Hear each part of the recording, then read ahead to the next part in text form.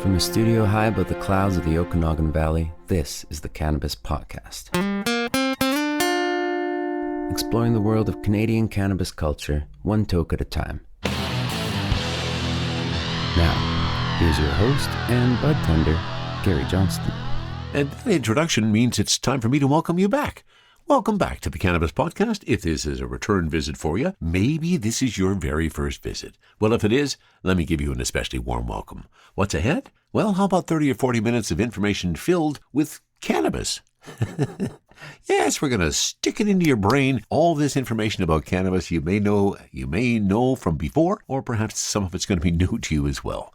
Before we get too much further, let me remind you, this program is intended only for those 19 or older in your jurisdiction and is intended purely for entertainment and perhaps for educational purposes. You should always consume your cannabis responsibly.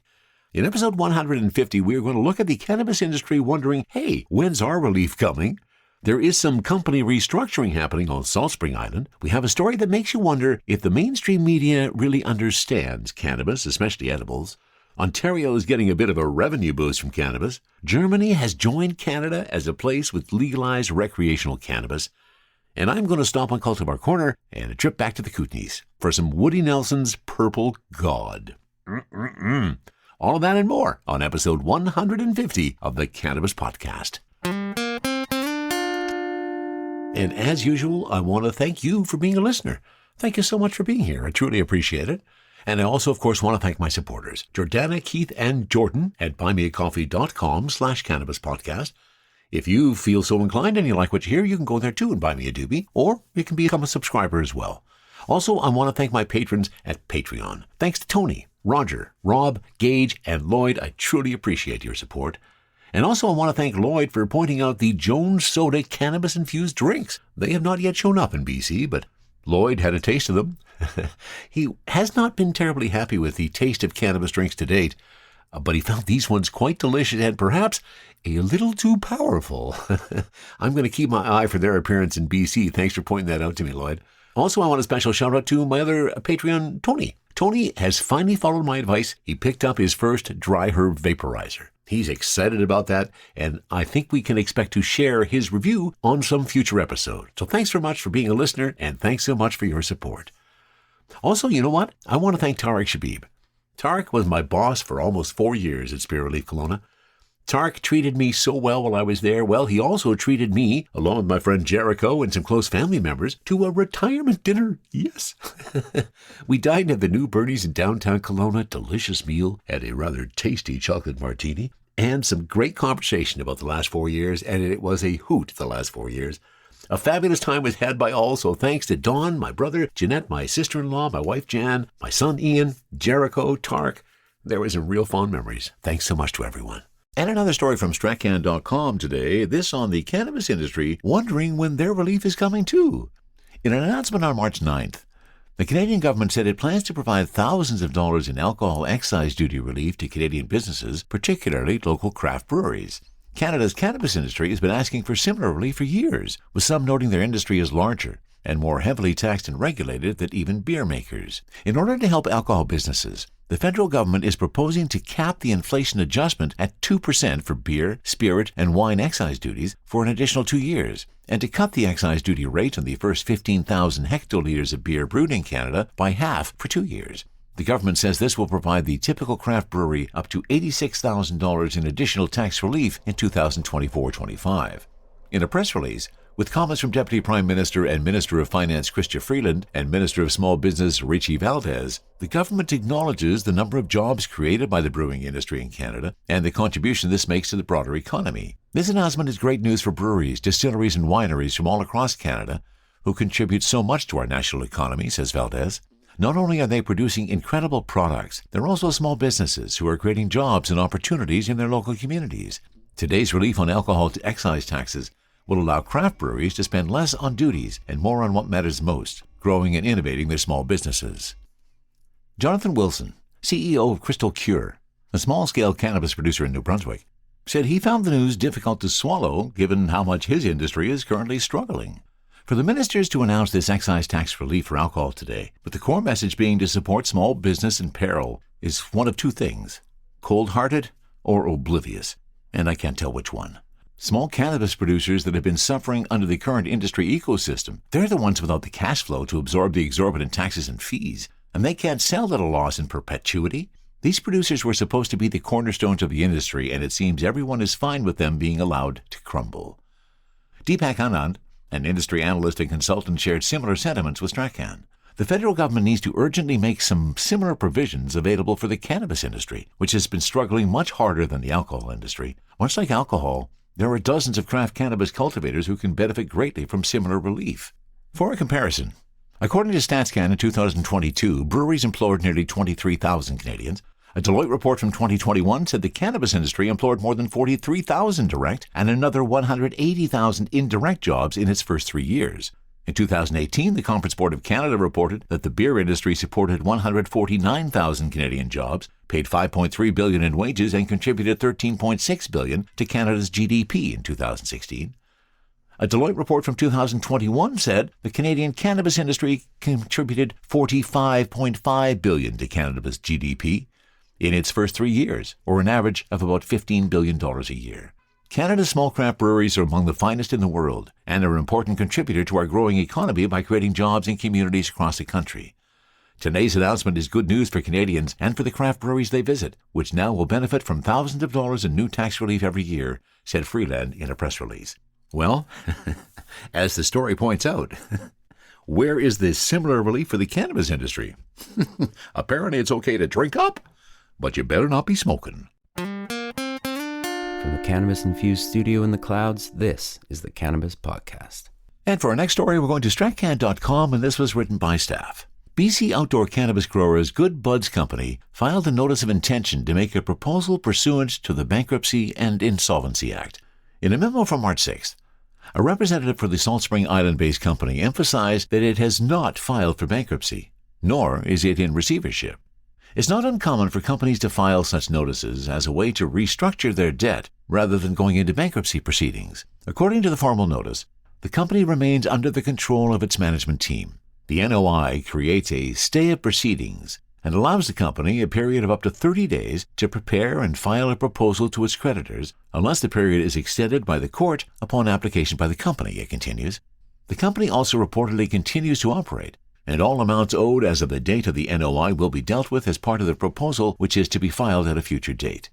The company lists more than $18 million in amounts due claimed by creditors, with the most significant amount being $10.6 million to Good Buds Company International. The company also lists Farm Credit Canada, claiming to be owed nearly $3.2 million, nearly $3.2 million to the Receiver General of Canada for excise, $26,000 to Health Canada, and about $11,000 to the Ministry of Finance. These amounts are not necessarily in arrears, but can simply represent ongoing expenses. And let's hope that they come through that restructuring in a good state on the other side. Good Buds grows on Salt Spring Island, grows some really fine weed. Like many cannabis companies, having a little bit of trouble right now, and hopefully they come through on the other side in a positive manner. Another story from stratcan.com, and who was the author of this one? Wow, what a surprise. David Brown, the author of this one. You may have heard a recent story that popped up on the news of some kids in Halifax, Nova Scotia, where they had some really high-dose edibles. And the media reporting on that was not very clear in the fact that those came from not the legal market. A whole bunch of issues with that. That's what this story is all about. Following an incident in Halifax where several students under the age of 12 were taken to hospital after eating cannabis edibles, a new media report confirms the edibles were not legal. While the initial media reports did not note if the products were legal or illegal, the article referred to them as labeled. A follow-up article from the Canadian Press shows a picture of what is clearly an edible from the illicit market. But the article itself predictably fails to clearly note the distinction between legal and illegal edibles, and how they are packaged and sold, or the THC content of those products. This is an ongoing issue, with researchers, academics, and the media still seemingly unaware of how widespread these illicit, unregulated edibles are. Packaged to mimic traditional candy and snack foods like Nerds, Doritos, Oreos, Skittles, and many more. In this most recent incident in Halifax, at least 5 kids consumed the product after one child brought them to school. 4 of those kids went to the hospital for their symptoms. One mother, a healthcare worker, said in an interview that her son threw up multiple times and had to be rushed to the emergency department. Another mother, who spoke to the Canadian Press on the condition of anonymity, said her child was taken to intensive care for treatment before stabilizing. Despite the image shown in the article showing a package of Nerd Bites advertising at least 1,000 milligrams of THC, with each bite containing 200 milligrams THC, the article itself does very little to clearly communicate that these are not products from Canada's legal cannabis industry. A modicum of research would clearly show the author of the article that legal cannabis edible products cannot be packaged in such a way, do not resemble regular candies like Nerds, and can only come with THC of 10 milligrams per package, not 1,000. Only halfway down the article does the author cite a comment from the NSLC that notes this discrepancy. But even then, the article doesn't make the distinction clear or even attempt to do so. A spokeswoman for the Nova Scotia Liquor Corp., the only licensed distributor of cannabis products in the province, says it only buys from licensed producers who are regulated by Health Canada and the Federal Cannabis Act. The law generally prohibits the promotion of cannabis, and packaging is to adhere to strict requirements, including labeling, child-resistant containers, and plain packaging that must not appeal to youth. This type of lazy conflation of the significant difference between legal and illegal edible products is not new. Researchers and media in the past few years have breathlessly reported on hospitalizations of young people after they consumed cannabis edibles, often without an acknowledgement of how prevalent these types of highly appealing and very high THC products are in Canada, or the fact that they only became common in Canada around the same time legal edible products began hitting shelves. Such distinctions are obvious for those who actually understand the law in Canada. Legal cannabis edibles cannot mimic trademark snack product brands, cannot contain more than 10 milligrams THC per package, and are sold only through authorized sources. As long as the media, academics, and other researchers continue to misunderstand such an obvious distinction, people will continue to be encouraged to blame the legal market for what is evidently an issue with the illegal, unregulated market. This also continues to impact the legal market, as concerns with issues like young people presenting at hospitals after consuming edibles are used to maintain the current 10 milligram THC limit for legal edibles, while ignoring that these hospitalizations are more than likely due to much higher potency products that are far more appealing and accessible to young people. Another excellent article from David Brown at stratcan.com. Something that I've been observing for a while. People just don't seem to get it that there is a clear distinction between the legal Canadian cannabis market and the illicit market, especially in terms of THC dosages. Will we ever get this right? THC, CBD, terpene profiles, what's in me? Oh, please explain to me. Cultivar Corner, Cultivar Corner, oh yeah. Cultivar Corner, please explain this stuff to me. Sometimes it really sucks having a cold. I've had this one for a couple of weeks now. I thought it was dealt with, but I'm realizing that it isn't. So it may have an impact on my Cultivar Corner today. I am really looking forward to this. This is the latest from Woody Nelson, out of Nelson. And it is their Purple God, which is a cross of Godbud and Purple Skunk. Now, once again, I had Kilo Cannabis deliver this to me for Cultivar Corner. Thanks very much, Eric. Appreciate it. And said he'd already tried this, enjoyed it. Really nostalgic is what he said. Took him back a little bit. A little bit. That's just because it's morning and I haven't spoken yet. So let's crack the bag and let's see what this smells like. In my cold-infused ability to smell. Oh, well, apparently the cold isn't affecting it too much, but my goodness. Oh, is that ever delightful. Okay, let me get my scale out. Let's make sure we are sitting on that proper range of roughly 3.5 grams. Can go up a little bit if it wants. I really don't like it when I go down. Pull out my first bud and let's take a peek. Oh my, look at that. Dark green. Dark red pistils. And trichome covered. Now let's see what we got in terms of weight. I got 1, 2. I only got 4 buds. No, that's not true. No, that is true. And there's nothing wrong with 4 buds when it adds up to 3.5. And I am 3.5 on the money with my Woody Nelson. Purple God. So 4 substantive buds. Let me pull out my jeweler's loop. And let's take a peek. Oh, my. really dark green. This is one of the darkest greens that I've seen in a while. Let's take one of those buds and let's split it up so I can now roll my joint and get something ready for the Air Max. And now we want to see how sticky it is. Pretty sticky. Pretty sticky. That bud breaks up really nicely. And the aromas come flying out when you break that bud up. So what am I sitting at? My THC is sitting at 25.6. My total terps at 2.8. Perhaps would have thought there'd be a little bit more terps in that, but there's definitely a lot of aroma. And what are the aromas? And this was one thing, I love the fact that we're always learning something. Regardless of what we're doing, we're always learning something. So let me give you the line on Woody Nelson's edition of Purple God. The genetic was bred in the Kootenay region and grown at an indoor vertical farm using organic living soil. This high THC cultivar is rich in terpenes, including D-limonene, beta-caryophyllene, and beta-myrcene, with subtle notes of zest and umami. The plant's frosty buds are hand-trimmed, cured for a minimum of 3 weeks, and never irradiated. So you heard me say in the aromas, zesty and umami. When was the first time that you became aware of the word umami, or me? It was about 30 seconds ago when I came across this into the aroma section. There's a picture of what looked like some mushrooms and perhaps some herbs, so I had to look it up.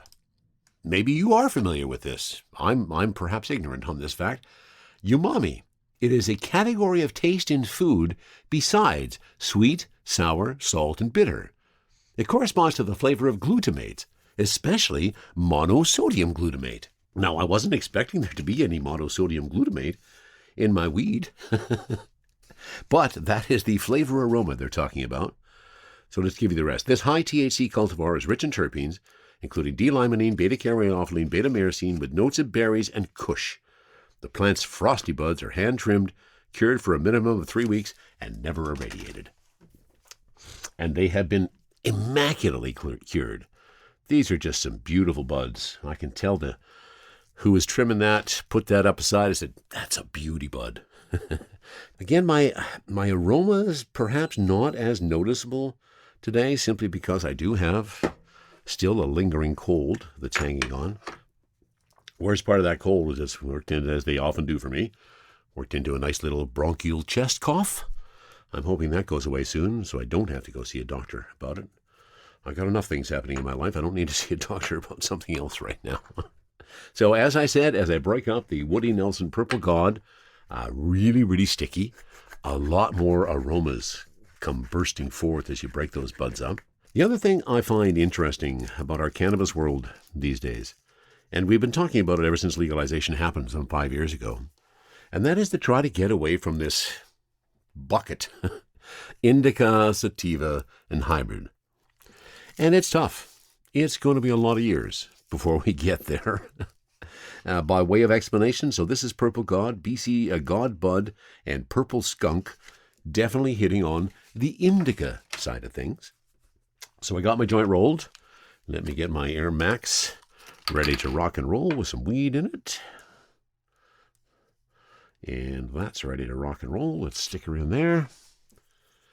And first taste today, we're going to take it off of the Air Max. So let's get the full flavor profile. This is Purple God, which is a cross of God Bud and Purple Skunk from our friends at Woody Nelson over in the Kootenays. And here it is in the Air Max.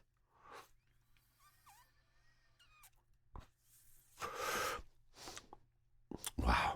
Now, I'm not comparing it to the joint, obviously, because I haven't lit the joint yet. But, wow.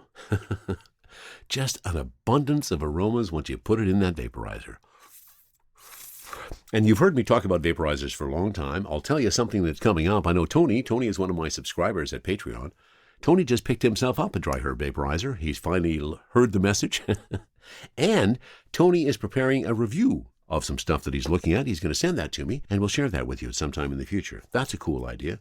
I like that, Tony. Thanks for the idea. Okay, let's get the joint going. Oh, that is just so smooth through the vaporizer. So smooth. And after those 3 hits, oh, that's feeling pretty good too. THC 25.8, terpenes, total terps at 2.8. It's one of the things that I have come across that I find most amusing as I do these cultivar corners. And then I throw them into transcription services, and almost every time it comes back with a transcript, and I say the word terpenes, it comes out either as turbines or chirpings. It has not yet transcribed the word terpene correctly. Maybe because it's just too new. Okay, now through the joint, there's definitely a little earthiness there. And that I would think would be coming from the myrcene. And in terms of the umami, I'm afraid because it's something that I just discovered the name of, I don't even know what it tastes like. Umami translates to pleasant, savory taste and has been described as brothy or meaty. Well, I can't say I'm picking up any brothy or meaty aromas or taste. It's a pleasant taste, don't get me wrong. Really, oh, my. And here come the happy eyes. Here comes the euphoria. I've been waiting for this today. I hung on for a bit, waiting for my delivery to arrive. And once it did, I jumped right into here. And the fact that I still got a cold and there's still some cough going on in my chest, I've been pretty pleased that I've been able to slide through this and not get a lot of coughing noises.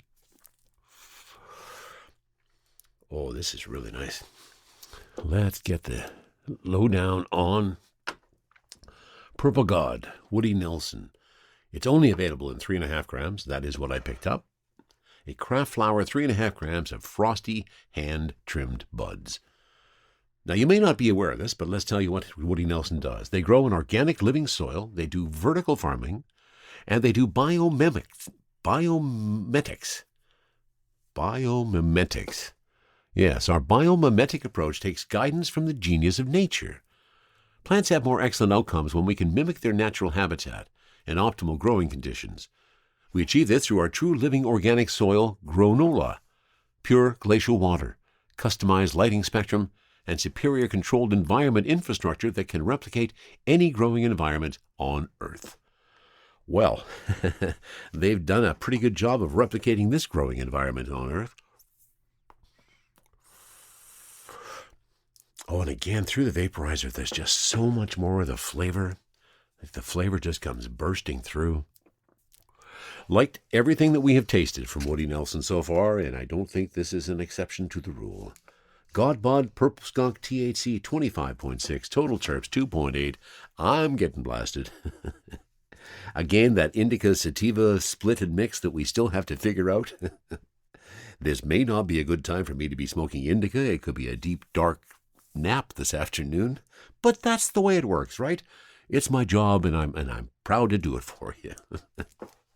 Woody Nelson, Purple God, Godbud, and Purple Skunk. 25.6 THC, 2.8% terps, and about 85% high. I don't know if you can put that into percentages or not, but I'm feeling really good right now. Not moving into a whole lot of body stone yet, but I assume that's going to happen after a period of time. Really enjoying the high so far. Once more, some good product out of the Kootenays. Woody Nelson, you done make me proud of my hometown. And as I am often wont to do, after the fact and had a little time for the endocannabinoid system, my CB1 primarily receptors to absorb all of that in my brain and my spinal cord. Nice little body relaxation happening there. I'm quite enjoying that.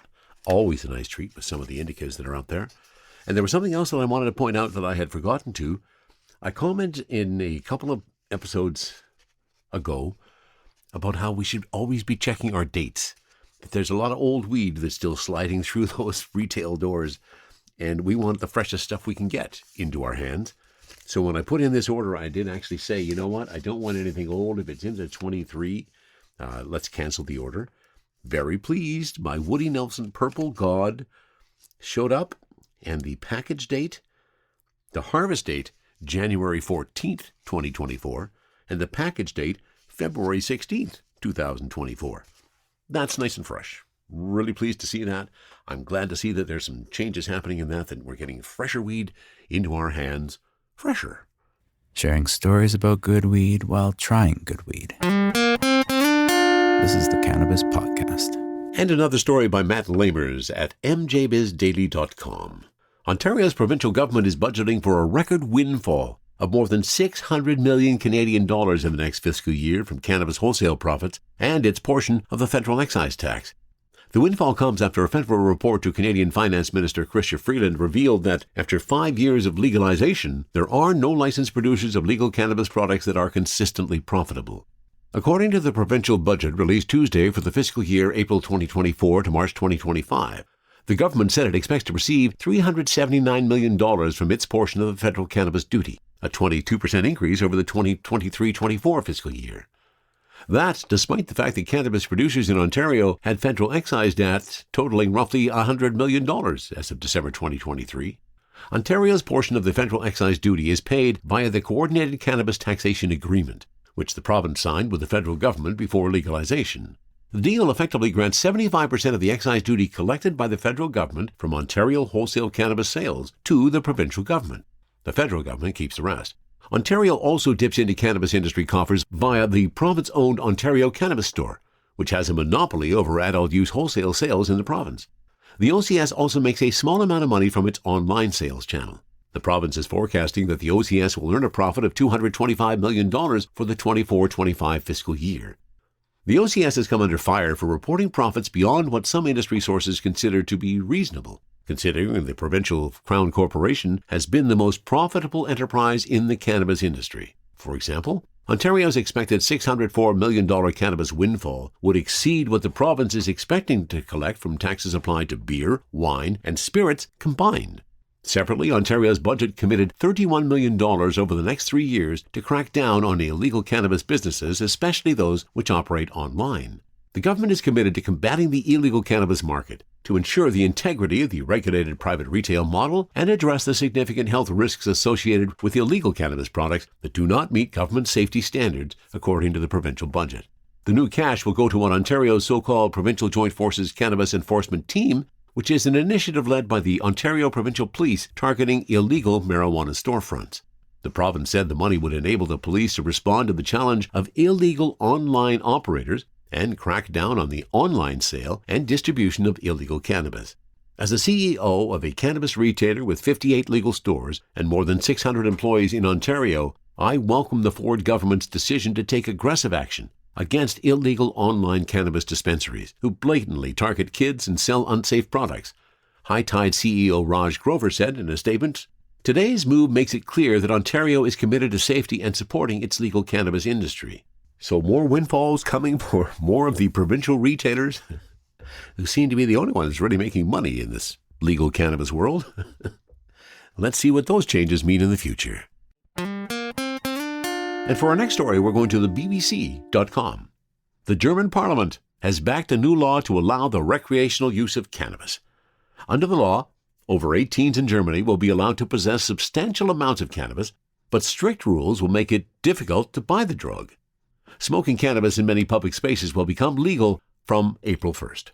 Possession of up to 25 grams, equivalent to dozens of strong joints, is to be allowed in public spaces. In private homes, the legal limit will be 50 grams. Already, police in some parts of Germany, such as Berlin, often turned a blind eye to smoking in public, although possession of the drug for recreational use is illegal and can be prosecuted. Use of the drug among young people has been soaring for years despite the existing law, says Health Minister Karl Lauterbach, who is instigating the reforms. He wants to undermine the black market, protect smokers from contaminated cannabis, and cut revenue streams for organized crime gangs. But legal cannabis cafes will not suddenly spring up all over the country. A ferocious debate about decriminalizing cannabis has been raging for years in Germany, with doctors' groups expressing concerns for young people and conservatives saying that liberalization will fuel drug use. After a stormy session on Friday in the Bundestag, Germany's parliament, the vote was eventually passed by 407 votes to 226. Simone Borchardt of the opposition conservative CDU told MPs that the government had gone ahead with its completely unnecessary, confused law, regardless of warnings from doctors, police, and psychotherapists. But Mr. Lauterbach said the current situation was no longer tenable. The number of consumers aged between 18 and 25 has doubled in the last 10 years. After the vote, he said the law would dry out the black market and fix a failed drug policy. As so often in Germany, the law approved by MPs is complicated. Smoking cannabis in some areas, such as near schools and sports grounds, will still be illegal. Crucially, the market will be strictly regulated, so buying the drug will not be easy. Original plans to allow licensed shops and pharmacies to sell cannabis have been scrapped over EU concerns that this could lead to a surge in drug exports. Instead, non-commercial members clubs, dubbed cannabis social clubs, will grow and distribute a limited amount of the drug. Each club will have an upper limit of 500 members. Consuming cannabis on-site will not be allowed, and membership will only be available to German residents. Growing your own cannabis will also be permitted, with up to 3 marijuana plants allowed per household. This means that Germany could be in the paradoxical position of allowing possession of rather large amounts of the drug, while at the same time making it difficult to purchase. Regular smokers would benefit, but occasional users would struggle to buy it legally, and tourists would be excluded. Critics say this will simply fuel the black market. Over the next few years, the government wants to assess the impact of the new law and eventually introduce the licensed sale of cannabis. But given how tortuous the debate has been so far, nothing is certain. Meanwhile, opposition conservatives say that if they get into government next year, they'll scrap the law entirely. Germany is unlikely to become Europe's new Amsterdam anytime soon. Well, I think it's positive that there is another country that has legalized recreational cannabis. We're still trying to figure out the best way to do this. Exploring the world of Canadian cannabis culture, one toke at a time. This is the Cannabis Podcast. The Cannabis Council of Canada, C3, has appointed a new president, a former executive at Canopy Growth with extensive experience working with the public sector at the federal level. Paul McCarthy was announced as the new president of the National Canadian Cannabis Industry Association on April 2nd, following the former CEO and president George Smitherman stepping down in January. There's great potential for the cannabis sector to flourish in Canada, said McCarthy. It can contribute to the country's productivity and provide good-paying, sustainable jobs. That, however, can only be achieved through a reformed regulatory regime and the eradication of the illicit market, said Paul McCarthy, president of C3. I look forward to working collaboratively with government and other stakeholders to make this industry the success story it can be. Rick Savone, chair of the Cannabis Council of Canada and the senior VP at Aurora Cannabis, expressed the board's enthusiasm about McCarthy's appointment. We are delighted to welcome Paul McCarthy as the new president of the Cannabis Council of Canada. His wealth of experience and proven track record in policy development and stakeholder engagement make him instrumental in driving C3's annual strategic plan. We're confident that under his leadership, C3 will continue to be a leading voice in advocating for a thriving and responsible cannabis industry. McCarthy has received recognition for public service in managing the British Columbia component of the Infrastructure Stimulus Program that saw a total investment of $1.2 billion to complete 450 projects over a 2-year period. In addition, during his time with Veteran Affairs, he led the redesign and enhancement of financial benefits for Canadian Armed Forces veterans, culminating in the Pension for Life, which provided greater financial security for many veteran families. McCarthy spent the last 3 years at Canopy, most recently as head of corporate policy, as well as previous roles as head of international implementation and as a strategic advisor to then-president and CEO Bruce Linton. He has held several high-level roles with various federal ministries. C3 has served as the main national industry association for Canada's cannabis industry since it was medical only, but has struggled to maintain membership in recent years as the industry struggles to survive in a highly regulated and taxed environment. So nice to see new changes at the top of the C3 organization, the Canadian National Reference for Cannabis. I hope you do a good job in the role, Paul, and we wish you the best of luck. It doesn't matter how high the THC is. The entourage effect is always waiting for you here. This is the Cannabis Podcast. Well, we're starting to go back through the memory banks.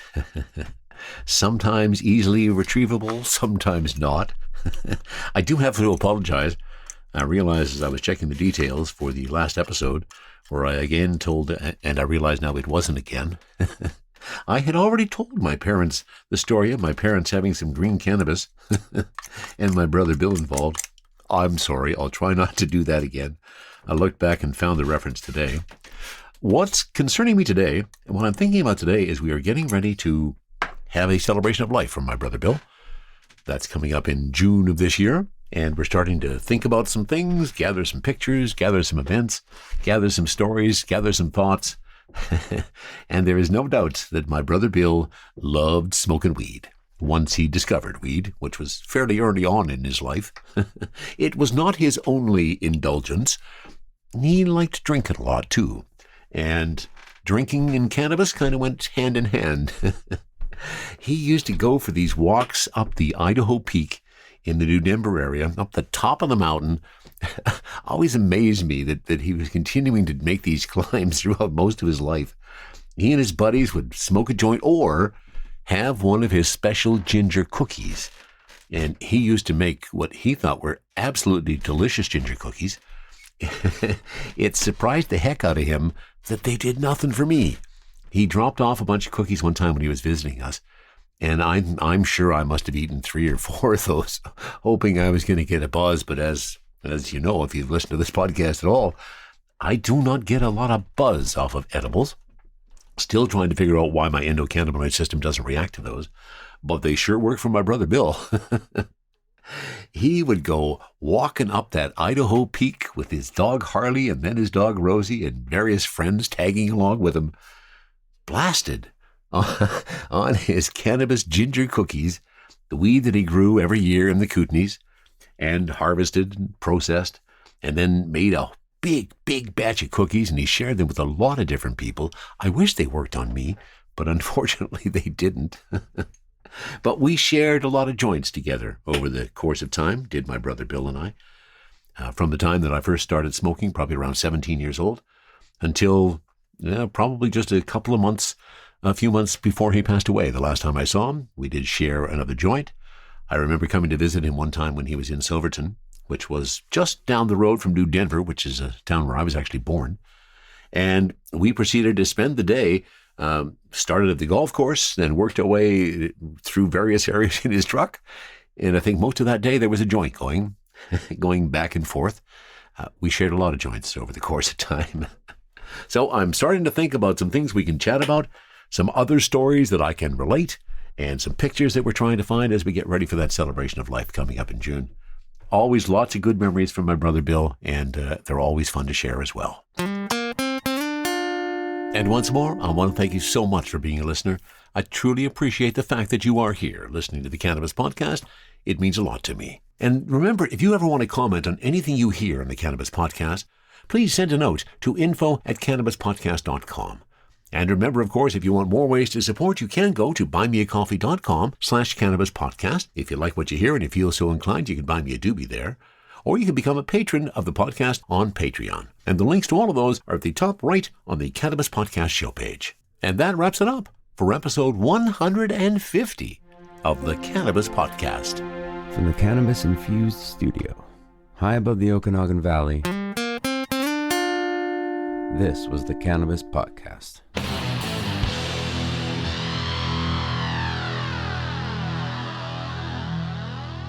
Thanks for listening to today's show. To check out more great cannabis podcasts, go to podconnects.com.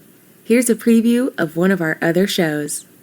Season 1 of Dope History is now available at dopehistory.com.